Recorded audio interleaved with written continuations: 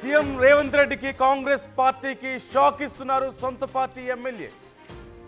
1000 కోట్ల పరిహారం కావాలి అంటూ వరల్డ్ బ్యాంక్కి లేఖ రాశారు ఎల్లారెడ్డి కాంగ్రెస్ ఎమ్మెల్యే మదన్ మోహన్ రావు.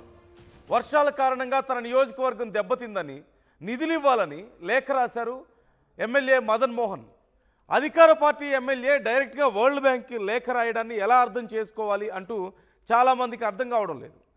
మరికొంతమంది అభిప్రాయం ప్రకారం సొంత పార్టీ పట్టించుకోలేదు కాబట్టే, ప్రభుత్వం పట్టించుకోలేదు కాబట్టే ఇక చేసేదేమి లేక డైరెక్ట్గా వరల్డ్ బ్యాంకే లేఖ రాశారు అంటూ ఎమ్మెల్యే రాసినటువంటి లేఖ గురించి పెద్ద చర్చ జరుగుతోంది. కామారెడ్డి ప్రాంతానికి సంబంధించినటువంటి నియోజకవర్గం ఎల్లారెడ్డి. ఆ నియోజకవర్గ ఎమ్మెల్యే ఇప్పుడు వరల్డ్ బ్యాంక్కి లేఖ రాయడంతో, మదన్ మోహన్ రావు వరల్డ్ బ్యాంక్కి లేఖ రాయడంతో ఇప్పుడు కాంగ్రెస్ పార్టీకే ఇది ఒక పెద్ద దెబ్బ ఉంటుంది అంటూ చాలామంది అభిప్రాయం వ్యక్తం చేస్తున్నారు. ఈ అంశానికి సంబంధించి మధుతో మాట్లాడదాం, డీటెయిల్స్ తెలుసుకుందాం. మధు, డైరెక్ట్గా వరల్డ్ బ్యాంక్కి లేఖ రాయడం ఏంటి?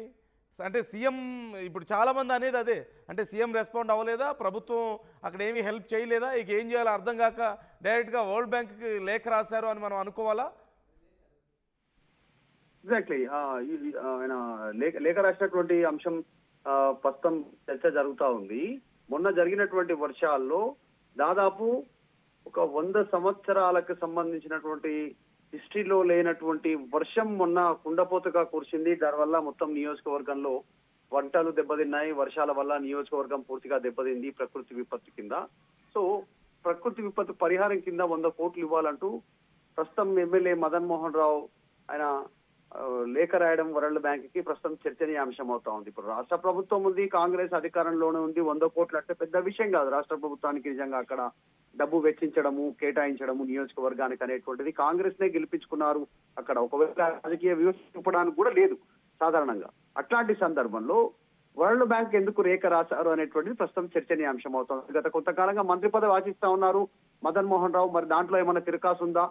కాంగ్రెస్ పార్టీ అధిష్టానం ఏమైనా మోకాలు అడ్డు చెప్తా ఉందా ఇక్కడ ఉన్నటువంటి రాష్ట్ర నాయకత్వం కానీ అనేటువంటి చర్చ ఒకవైపు కొనసాగుతోంది. అందులో భాగంగానే ఈ లేఖ రాశారా విదేశాలకు? ఎందుకంటే వరల్డ్ బ్యాంక్ కి రాష్ట్ర ప్రభుత్వం వదిలేసి, కేంద్ర ప్రభుత్వాన్ని వదిలేసి వరల్డ్ బ్యాంక్ కి లేఖ రాయడం వెనకాల ఉన్న రీజన్ ఏంటి అనేటువంటిది చర్చనీయాంశం అవుతా ఉంది. ఒకవైపు రాష్ట్ర ముఖ్యమంత్రిని సంప్రదించారా, కనీసం ఇక్కడ డిమాండ్ చేశారా, రిక్వెస్ట్ చేశారా?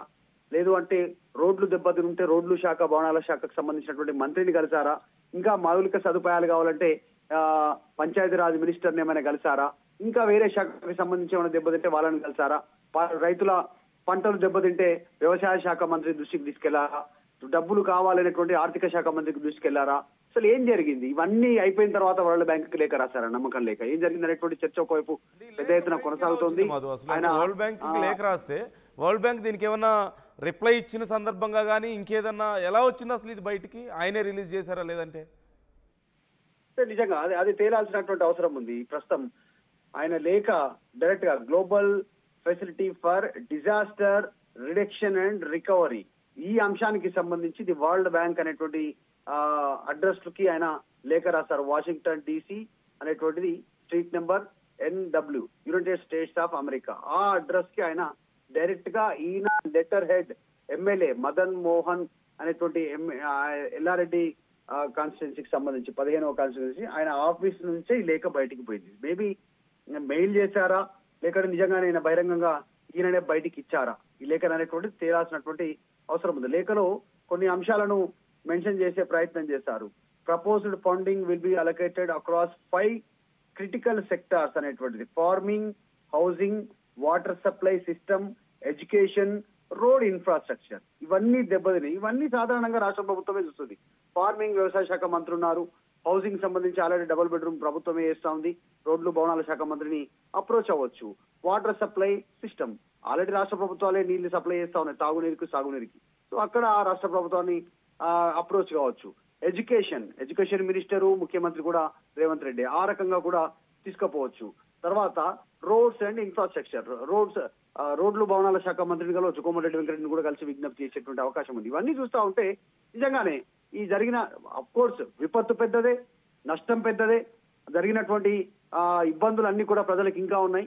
రాష్ట్ర ప్రభుత్వాన్ని కాదని వరల్డ్ బ్యాంక్ లేఖ రాయడం వెనుక రీజన్ ఏంటి, మతలబ్ ఏంటి? నిజంగా వాళ్ళు ఇట్లాంటి సందర్భాల్లో వాళ్ళు రెస్పాన్స్ అవుతారా? ఇట్లాంటి గతంలో ఎవరికైనా వరల్డ్ బ్యాంక్ సహాయం చేసిందా? ఇది ఎట్లా లేక బయటికి రాయడం వరకు ఓకే, బయటికి ఎలా వచ్చింది, దీని వెనుక మతలబ్ ఏందనేటువంటి చర్చ కొనసాగుతుంది. నందు.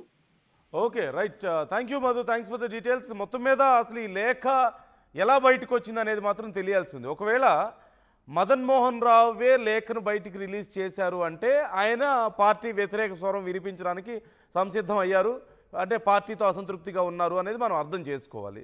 లేదు ఇంకేదైనా కారణం వల్ల బయటకు వచ్చినప్పటికీ కూడా ఖచ్చితంగా పార్టీతో ఇక పని కాదని ఆయన చివరికి వరల్డ్ బ్యాంక్కి లేఖ రాసినట్లుగానే మనం భావించాలి. అంటే సీఎం గారు కానీ, ప్రభుత్వం కానీ, లేదంటే ఆ సంబంధిత ఎమ్మెల్యేలు కానీ, మంత్రులు కానీ ఎవరు కూడా ఆయన నియోజకవర్గానికి ఏ రకంగా కూడా మద్దతుగా ఉండలేకపోయారు, నిధులు రిలీజ్ చేయలేకపోయారు. ఈ నేపథ్యంలోనే ఆయనకి ఏం చేయాలో అర్థం కాక డైరెక్ట్గా వరల్డ్ బ్యాంక్కి రాశారు ఆయన లేఖ. మరి వరల్డ్ బ్యాంక్ నుంచి నిజంగా ఇలా నిధులు వస్తాయా, నియోజకవర్గాలకు వస్తాయంటే ఖచ్చితంగా అలా పాసిబిలిటీ లేదు కదా. మరి ఎందుకు రాశారు అనేది చూడాలి. అలాగే ఈ లేఖ అసలు ఎందుకు బయటకు వచ్చింది అనేది కూడా చూడాల్సిన అవసరం ఉంది. అంటే కేంద్ర ప్రభుత్వానికి లేఖ రాస్తే, లేదంటే కేంద్ర సంస్థలకి లేఖ రాస్తే ఏదైనా రెస్పాన్స్ వచ్చే అవకాశం ఉంటుంది. డైరెక్ట్గా పిఎంకి రాయొచ్చు, లేదంటే ప్రెసిడెంట్కి రాయొచ్చు, ఇలా ఎవరికైనా రాసే అవకాశం ఉంటుంది. వరల్డ్ బ్యాంక్కి లేఖ రాస్తే నిజంగా అలా వస్తుందా, సహాయ నిధి నుంచి ఏమైనా కొంత ఇస్తారని ఆయన ఎక్స్పెక్ట్ చేశారా? ఇవన్నీ కాదనుకుంటే కేవలం అక్కడి నుంచి డబ్బులు రాకపోయినప్పటికీ ముందు ఈ లేఖ రాయడం ద్వారా తమ నియోజకవర్గంలో ఇలాంటి సమస్యలు ఉన్నాయని, అలాగే ప్రభుత్వం నుంచి పెద్దగా మద్దతు రావడం లేదు అనే విషయాన్ని బయట ప్రజలకి, ప్రభుత్వానికి కూడా ఒక రకంగా మొట్టికేసి చెప్పాలని చెప్పి ఆయన అనుకున్నారా? ఏ కోణంలో దీన్ని ఆలోచించాలి అనేది ఖచ్చితంగా చెప్పలేము ఇప్పుడే. అసలు ఈ లేఖ ఎలా బయటకు వచ్చింది అనేది తెలియాలి. అట్ ది సేమ్ టైం రేపు ఖచ్చితంగా మదన్ మోహన్ రావుతో ఆర్టీవీ మాట్లాడబోతోంది. ఈ సందర్భంగా మరి ఆయన ఏం చెప్పబోతున్నారు, ఎలాంటి సంచలనమైనటువంటి విషయాలు బయటకు వస్తాయి, ఆయన నియోజకవర్గంలో ఉన్నటువంటి సమస్యలు ఏంటి, ప్రభుత్వం రెస్పాండ్ అవ్వలేదా, ముఖ్యమంత్రి గారు రెస్పాండ్ అవ్వలేదా? ఎందుకంటే ఎమ్మెల్యే స్థాయిలో ఉన్నారు ఆయన. మరి ఆయనకి ఖచ్చితంగా నిజంగా ఏదైనా పెద్ద సమస్య వస్తే ప్రభుత్వం దగ్గరికి వెళ్ళగలుగుతారు, హైకమాండ్ దగ్గరికి వెళ్ళగలుగుతారు, సీఎం దగ్గరికి వెళ్ళగలిగే అవకాశం ఉంది. అయినా సరే ఎందుకని వరల్డ్ బ్యాంక్కి రాయాల్సి వచ్చింది లెటర్, అది ఎలా బయటకు వచ్చింది? ఆయనే రిలీజ్ చేశారు. ఆయనే రిలీజ్ చేస్తే ఖచ్చితంగా ప్రభుత్వం మీద తిరుగుబాటు బావుట ఎగురవేసినట్లుగా భావించాల్సిన పరిస్థితి ఖచ్చితంగా వస్తుంది. అట్ ది సేమ్ టైం ప్రభుత్వం యొక్క వైఫల్యం కూడా ఇక్కడ బయటపడుతుంది. సో ఏం జరుగుతుంది అనేది చాలా ఇంట్రెస్టింగ్గా ఉంది. What do you think about this? మీరేమనుకుంటున్నారు దీని గురించి? అంటే ఆయన లేఖ రాయడాన్ని ఎలా చూస్తున్నారు? వరల్డ్ బ్యాంక్ నుంచి నిజంగా ఇలాంటి అవకాశం ఉందా? నాకైతే కరెక్ట్గా ఐడియా లేదు ఆ విషయంలో. మీకేమైనా ఐడియా ఉందా? లేదు అంటే ప్రభుత్వం మీద వ్యతిరేక బావుట ఎగురవేస్తున్న దాంట్లో ప్రాసెస్లో భాగంగా ఇలా చేస్తున్నారా? ప్రభుత్వ వైఫల్యాన్ని మనం ఇక్కడ చూడాలా, లేకపోతే ఇంకా ఎలా చూడాలి, ఎలా అర్థం చేసుకోవాలి? మీ అభిప్రాయాన్ని కూడా మాతో పంచుకోవచ్చు, కామెంట్ చేయొచ్చు.